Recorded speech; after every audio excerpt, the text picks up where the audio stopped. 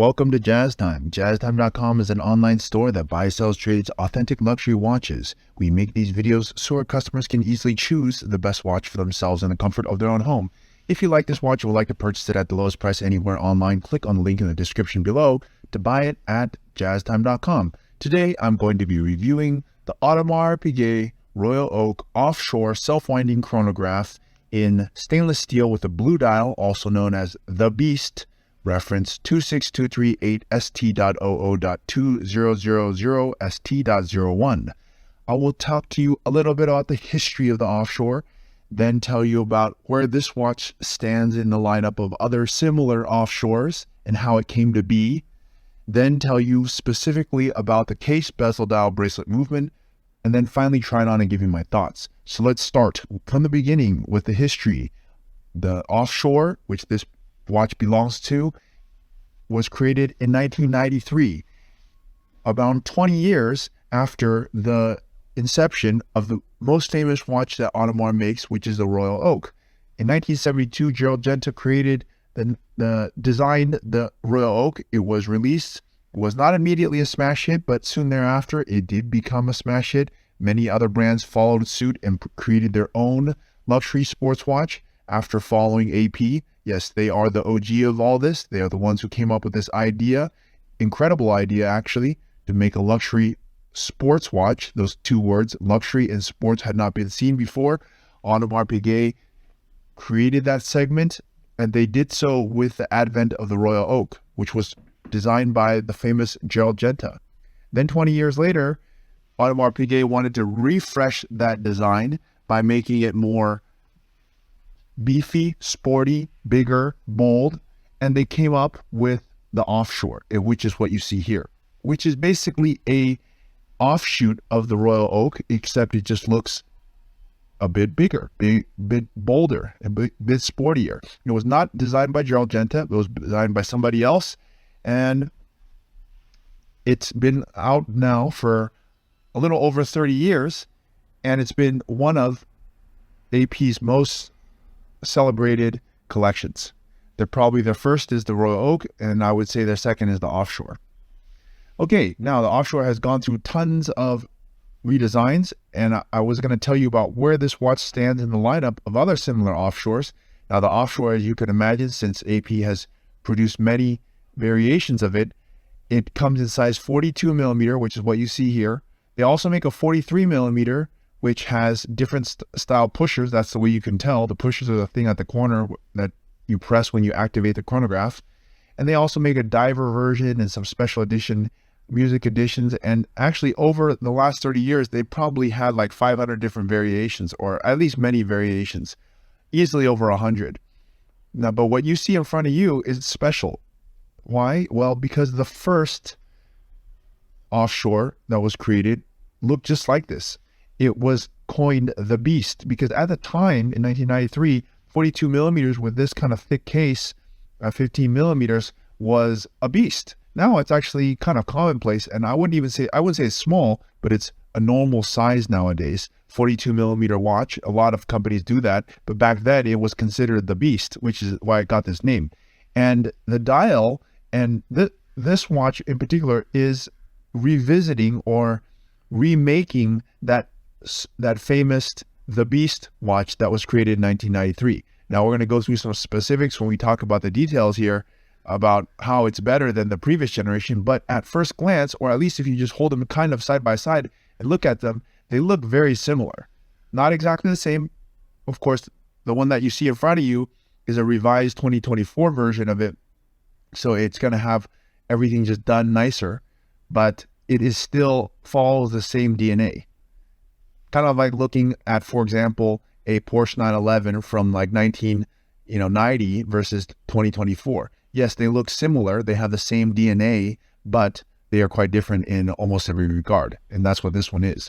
Okay, so as far as the 42 millimeter versions go, AP is making them in steel. As you see here, they make it in titanium also. They make it with a different dial configurations, blue, green, and they even make it in gold. So they make a lot of different variations. All right. So that's where this watch stands in the lineup. It's the original color. It's original. It's a remake of the original. That's what, in my opinion at least, makes it quite special. Okay, now let's start talking about the watch itself. And I'll tell you, now that we're in the details, I'll tell you about what is different than the previous generation. Let's start with the case. Now the case more or less looks the same. It's more or less is not entirely the same. What is different is, though, the beveled edges on this version, it's more pronounced than it was on the previous generation.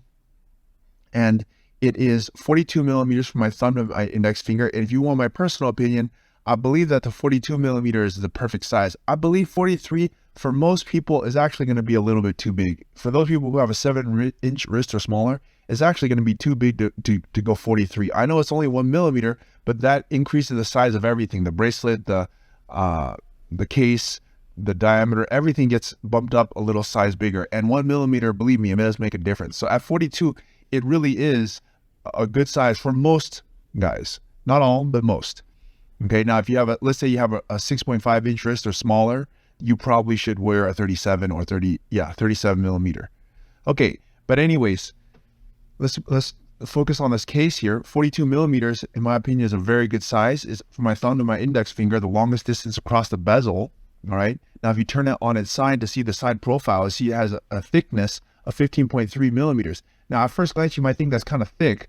It's not thin, I want to say that, but it's not thick.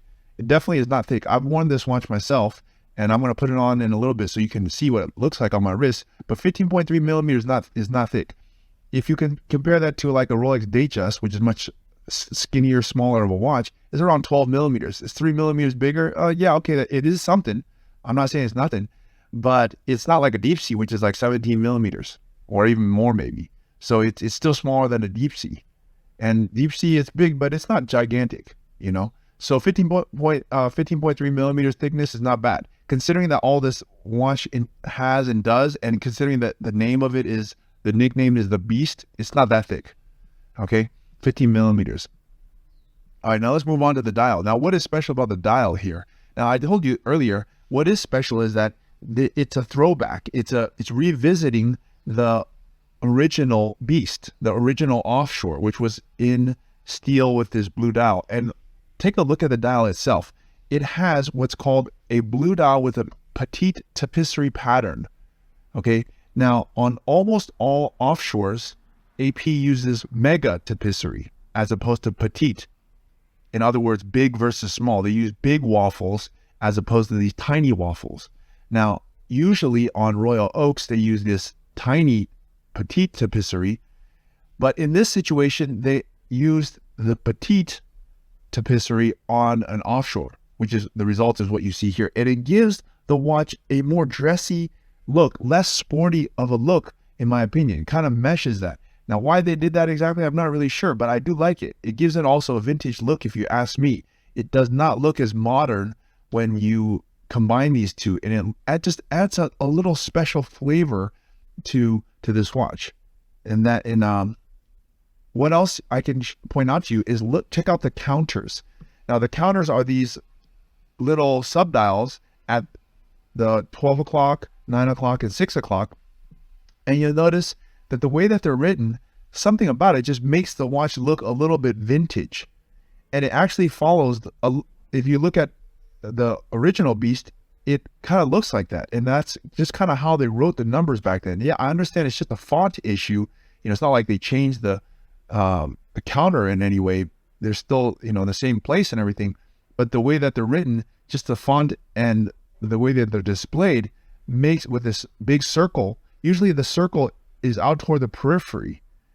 But in this instance, they put the circle right in the center and made the numbers, left a lot of space for the numbers. And in this way, it makes the watch look like it has a vintage counter, just like the original Beast.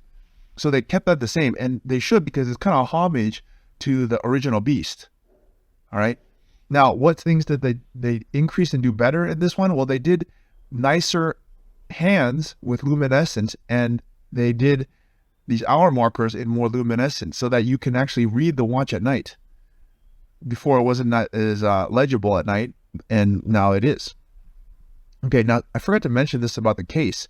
Interestingly, on the case, they also are using rubber on the pushers. Now you might be wondering, why would they use rubber? Well, one reason is just practicality. When you press the rubber, it's a lot more slip resistant than ceramic or steel, and also allows them to keep the uniform color throughout. So for example, you have blue on the dial, you can have blue on the pusher as well to match that, so that it looks much more cohesive, as opposed to, for example, having a steel pusher. And so that's one reason. And another reason, I believe, is because originally they were done in rubber. They stopped doing it in rubber, I believe, also over some time, because that rubber would wear out just like any other rubber. But I believe they did it in this case because it's a throwback. It keeps the watch looking more vintage, and it ties it back to the history of this watch, because they could have easily done it in ceramic, which they have done in many other models, but they kept it in rubber. So over time it does wear out, but it's quite some time before you've activated the pusher so many times that the rubber is worn out. And I believe it also gives the watch more of a softer touch, less rubber, to softens the touch a bit more, at least in my opinion. Okay, so now let's move on here to the bezel. Now the bezel is a standard bezel. It's made of steel. It has the AP. It's AP's most iconic part of the watch, even more iconic than the name itself. I think, because anytime somebody sees this bezel, this octagonal bezel, they can't forget it, and they immediately associate it to AP. Now I know other brands have copied or have invented their own, such as the Nautilus or the Overseas from Vacheron, or the Girard Perregaux Laureato, and so on. But AP is the original. They're the OG when it comes to this bezel shape, this 1960s, 70s Art Deco style. Okay, so anyways, that is the bezel. Now let's move on to the bracelet. Now, interestingly, most offshores that you see are not on a steel bracelet. The Royal Oak, on the other hand, is on the steel bracelet. So you don't really see that very often in this configuration as you see it here. In fact, this one, as well as the gold version of it, are the only two variations that have a bracelet on it. And in my opinion, they're the only ones that look good with a bracelet on it. And why is that so? Well, remember I was telling you about the dial. It has this tapisserie, sort of small, waffle design. I believe that's very well paired with a bracelet, because it makes the watch look a little more dress-like. And when you put the watch on a bracelet like this, it also makes it more dress-like. And therefore, you can add the bracelet to it. All right, and now what is special about this bracelet? I was going to tell you. Well, the bracelet looks the same, but it's been totally revamped. It's much better than the previous generation. But first, let's start with the buckle. The buckle is this beautiful butterfly clasp. It looks great, and it also makes the watch sit perfectly on your wrist.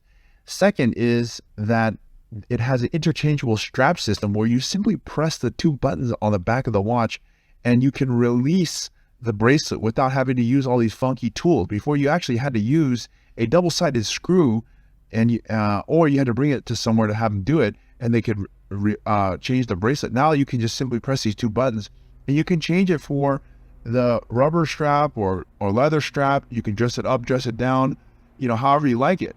And so I really think that makes this watch much, much more versatile, and I really like it like this. Okay, so that's the bracelet. There you go. And it looks really sharp as well. On a rubber bracelet, you can wear it in a much more sporty manner. So in that sense, let's say you put it on a rubber strap, it makes the watch look super sporty, right? But let's say you're going out to dinner and you want to have a steel watch, and you want to wear like maybe a suit or a collared shirt. You can take it off the rubber strap, put it back on the steel strap, and now it's like having two watches in one. You kill two birds with one stone, and it doesn't have this big waffle design on the dial, so it still looks very dressy. And then that way you can accomplish having, this watch serve both those purposes with just one watch. Okay, so that's I just think it's a great idea. And of course you could put this bracelet on a different watch, different offshore, but I don't think it looks that good, because, as I said, the pairing of the petite tapisserie, aka small waffle design on the dial, matches perfectly with a bracelet. It doesn't really match with the mega tip history, at least in my opinion.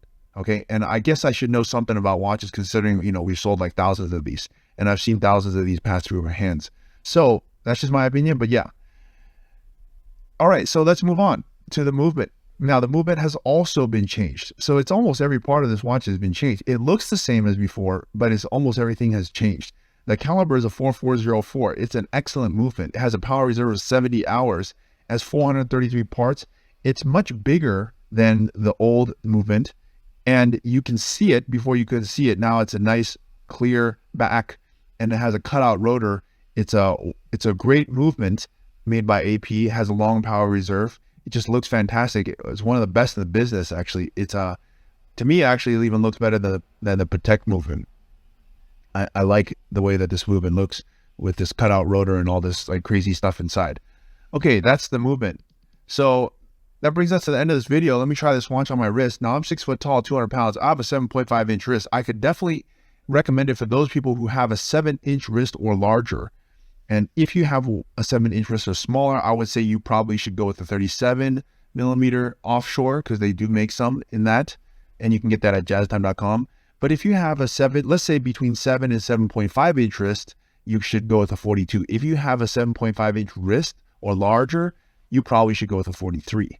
So for those who have a 7 to 7.5, which is actually most of us, by the way, if you go measure your wrist, it's for those, let's say between 150 pounds to 200 pounds, most of us can wear a 42mm no problem. That's why it's the most popular. It does the best of all the Offshores.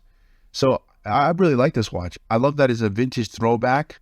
I love that they redid their bestseller and the history behind this watch that brought it here. I mean, the Offshore really changed the game when it comes to luxurious sports watches. I love the color blue. It matches everything. It's the best color. I like that they did it in this steel, and I like that the band can be interchanged. And I think at the price point, it's really unbeatable. It's a great watch, and if you'd like to add it to your collection, click on the link in the description below to buy it at jazztime.com.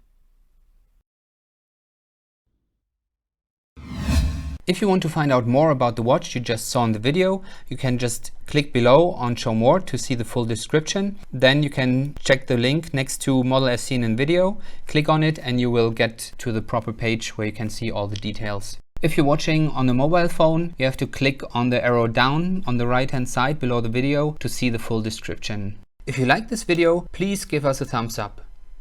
If you would like to share this video with your friends, you can use the share button below and share it on any platform you like.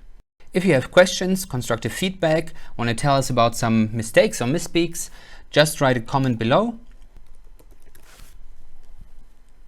If you want to see more videos like this, you should subscribe to our channel and visit our channel page where you can find all the videos. And if you're interested in a specific watch brand, you can check out our playlists. If you want to check the price for a watch or want to buy one, remember at jazztime.com you always get a steep discount, so you should check the prices with us. If you want to know the price for a specific watch, just go to Google, type in JazzTime, plus the brand, model, and the details you're interested in, and Google will find the right page for you. Thank you for watching.